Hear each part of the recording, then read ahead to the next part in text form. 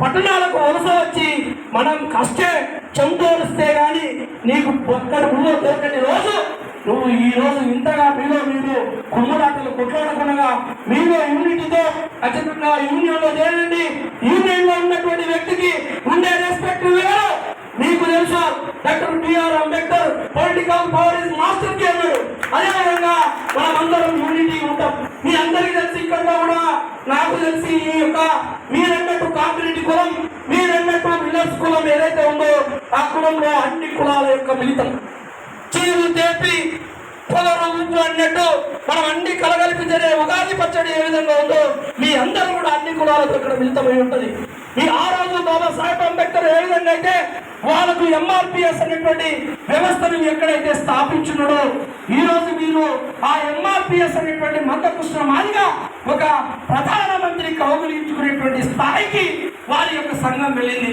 ఏ police station లో వెళ్ళి వాళ్ళు కూర్చొని ఆ యొక్క చట్టాన్ని వ్యతిరేకించే స్థాయికి వారు ఒక సంఘంగా ఏర్పడి వాళ్ళ హక్కులను వాళ్ళు ఏ విధంగా అయితే సాధించుకున్నారో మీరందరూ కూడా ఈ యొక్క మిల్లర్స్ అసోసియేషన్ లో ఉన్నటువంటి సభ్యులందరూ కూడా నాయకులందరూ కూడా సక్రమమైనటువంటి దారిలో పోయి మన యొక్క కుటుంబంలో ఉన్నటువంటి కుటుంబ సభ్యులందరినీ సక్రమంగా దారిలో తీసుకెళ్లి మన యొక్క గౌరవాన్ని, ఆత్మ గౌరవాన్ని, భరోసాను పెంచే విధంగా మన నాయకత్వం ఉండాలి. మీ నాయకత్వానికి అర్ధరాత్రి మీరు ఎక్కడ ఏ అవసరం ఉన్నా స్వచ్ఛందంగా నేను మీకోసం వచ్చి నేను పనిచేయడానికి, మీ సలహాలు సూచనలు ఇవ్వడానికి నేను ప్రతినిత్యం మీ ఎంత ఉంటా. మీ అందరూ నన్ను ప్రశంసిస్తూ ఉన్నారు.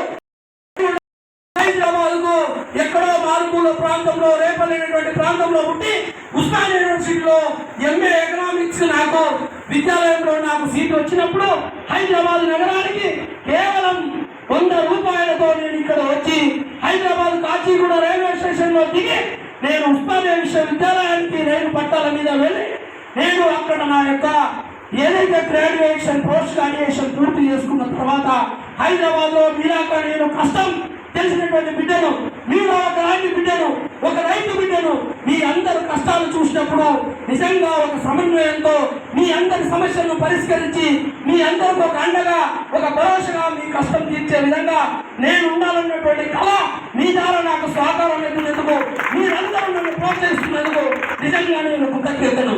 కాబట్టి మనమందరం కూడా ఒక కష్టం, ఒక వ్యక్తి మారుమూల ప్రాంతం నుంచి హైదరాబాద్ ప్రాంతానికి వచ్చి పైసో పరకను సంపాదించుకొని మన స్టేటస్ ను, స్ట్రక్చర్ ను మనం ముందుకు తీసుకెళ్లే విధంగా మన యొక్క లైఫ్ స్టైల్ ఉండాలి.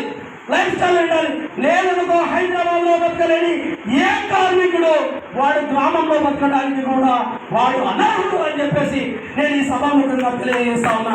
నిజంగా ఎంతో మంది ఇక్కడ ఏదో పని కోసం వచ్చి ఇక్కడ ఉన్నటువంటి అప్పుల వాళ్ళతో మళ్ళీ పల్లెలకు వలస వెళ్ళేటువంటి స్థితిని మార్చాలనేటువంటి దిశగా మీ అందరితో, మీలో ఒకటిగా, మీ అన్నగా, మీ తమ్ముడిగా, మీ బిడ్డగా నేను అందరితో ఇంత సమన్వయంగా కూర్చొని మీకు మంచి మాటలు చెప్పి మీ సమస్యలో కష్టాన్ని నేను చేరవేర్చే దిశగా, తీర్చే దిశగా నేను ఉండాలని చెప్పేసి నేను ఈ యొక్క వేదికలపై మీరు అడిగిన తక్షణమే మీరు పిలిచిన ఒక ఫోన్ కాల్ చేసిన మీ యొక్క సభ వేదికకు వచ్చి నాకు తెలిసిన 4 విషయాలు చెప్పడానికి నేను వచ్చిన. ఇకపోతే ఈ మిల్లర్స్ అసోసియేషన్కి ఉన్నటువంటి ప్రధానమైనటువంటి సమస్య ట్రాన్స్పోర్ట్ సంబంధించినటువంటి సమస్య. ట్రాన్స్పోర్ట్ సమస్యలో ఆర్టీఐ యాక్ట్ ఏదైతే ఉందో 1998లో సెక్షన్ 51లో ఆర్టీఐ యాక్ట్ 1394 అనేటువంటి ఒక కండిషన్ ఉంది. కమర్షియల్ వెహికల్స్ ని హెవీ వెహికల్స్ పేరుతో వీరు లో ఎంట్రీ బోర్డ్స్